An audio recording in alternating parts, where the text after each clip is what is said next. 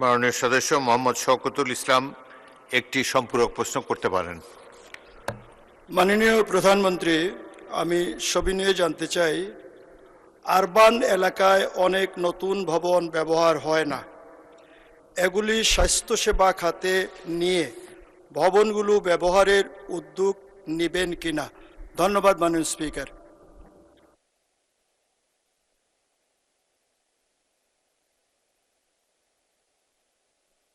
মাননীয় প্রধানমন্ত্রী।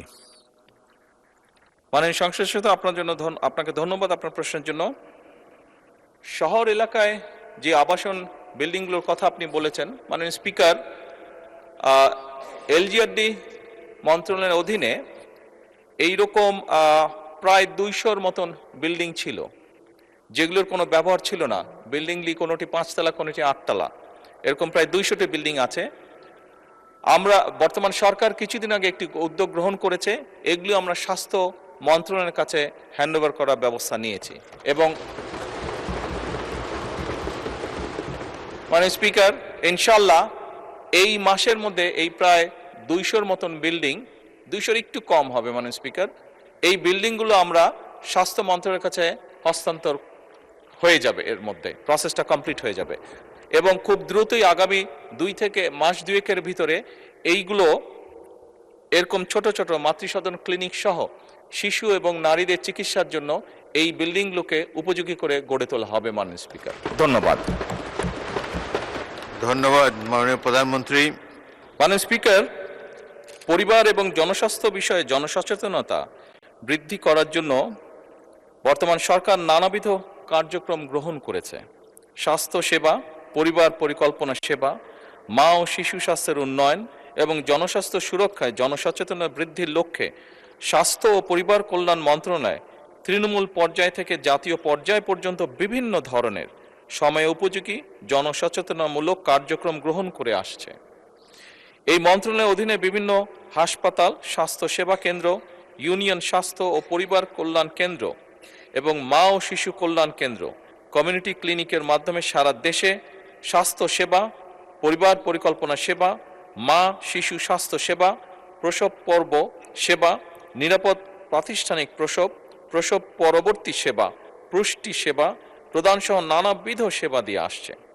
এর বাইরেও স্যাটেলাইট ক্লিনিক পরিচালনা, স্কুল স্বাস্থ্য শিক্ষা কার্যক্রম ও পরিবার সম্মেলন, কাউন্সেলিং, গণমাধ্যমে প্রচারণা সহ বিভিন্ন কর্মসূচির মাধ্যমে কিশোর কিশোরী পরিচর্যা, বাল্য বিবাহ রোধ, 20-এর আগে সন্তান ধারণ না করা, এক সন্তান থেকে পরবর্তী সন্তান ধারণের ভেতর ইন বিটুইন 2 থেকে 3 বছর বিরতি দান, নারীর প্রতি সহিংসতা রোধ সহ বিভিন্ন বিষয়ে জনসচেতনতা সৃষ্টি এবং জনগণকে উদ্বুদ্ধ করা হয়ে থাকে।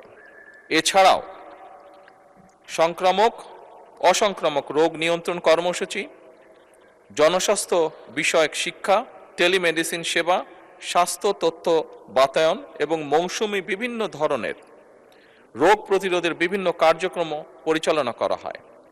মাননীয় স্পিকার, এছাড়াও স্থানীয় সরকার বিভাগের আওতায় জনস্বাস্থ্য প্রকৌশল অধিদপ্তর কর্তৃক স্থাপিত নলকূপ সমূহে আর্সেনিকযুক্ত নলকূপে লাল রং এবং অন্যদিকে আর্সেনিক মুক্ত নলকূপে সবুজ রং দ্বারা চিহ্নিত করে তা জনগণকে পান করার সহ সকল কাজে ব্যবহারের জন্য উদ্বুদ্ধ করা হয়। পানি এবং স্যানিটেশন টেকসই ব্যবহার নিশ্চিত ও সচেতনতা সৃষ্টি করার জন্য পৌরসভাসমূহে উন্নয়ন প্রকল্পের মাধ্যমে নিরাপদ পানি সরবরাহ পরিকল্পনা বাস্তবায়ন সহ বিভিন্ন সচেতনতামূলক কার্যক্রম যেমন কর্মশালা, উঠান বৈঠক ইত্যাদি গ্রহণ করা হচ্ছে। প্রতি বছর নিয়মিতভাবে অক্টোবর মাসে জাতীয় স্যানিটেশন মাস উদযাপন, 15ই অক্টোবর বিশ্ব হাত ধোয়া দিবস, 22শে মার্চ বিশ্ব পানি দিবস পালন সহ নানাবিধ সামাজিক সচেতনতামূলক কর্মকাণ্ডের মাধ্যমে স্বাস্থ্যবিধি লালনের জনসাধারণকে উদ্বুদ্ধ করে আসছে। মাননীয় স্পিকার, এটি হবে স্বাস্থ্যবিধি পালনে জনসাধারণকে উদ্বুদ্ধ করে আসছে। এছাড়াও মানব বর্জ্য সংগ্রহ, পরিবহন, পরিশোধন ও পুনর্ব্যবহার এবং কঠিন বর্জ্য উৎসে পৃথকীকরণ, সংগ্রহ, পরিবহন, পরিশোধন ও পুনর্ব্যবহার করা হচ্ছে। পারিবারিক পর্যায়ে স্বাস্থ্যবিধি পালন, স্বাস্থ্যসম্মত ল্যাট্রিনের ব্যবহার এবং নিয়মিত সেফটি ট্যাঙ্ক পরিষ্কারকরণে জনসচেতনতা বৃদ্ধি করা হচ্ছে মাননীয় স্পিকার।